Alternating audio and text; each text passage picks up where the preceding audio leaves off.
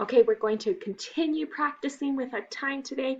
Yesterday you were practicing telling time, and today we're going to practice writing the time on an analog clock. Okay, so just like yesterday, we're going to start with time to the hour. So when I see the 0 minutes, remember that means it's o'clock, o'clock, o'clock. And that is the minute hand is going to go straight up.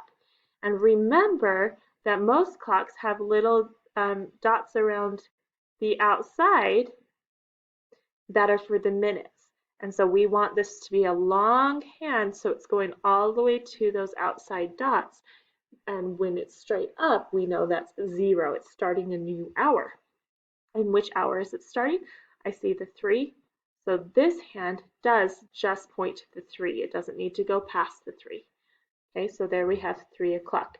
And you can go ahead and do that on each clock and check your answers tomorrow. And then on the second page, you're doing the same thing, but this time it's to the half hour. Okay, so now we're looking at 30 minutes.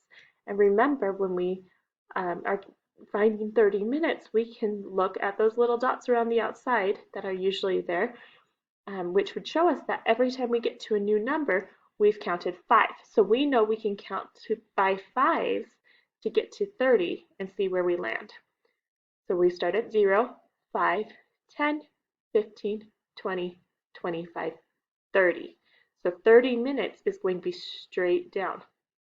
And another name for 30 minutes has been half past. So we've been doing this where we say o'clock, o'clock, o'clock, or half past. Okay, so halfway around the clock, it's half past the hour. And which hour is it half past? It's half past 4.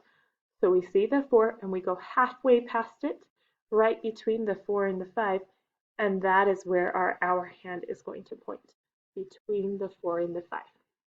Okay, so that is your math practice today. And like I said, tomorrow you can come back and check the answers. See ya!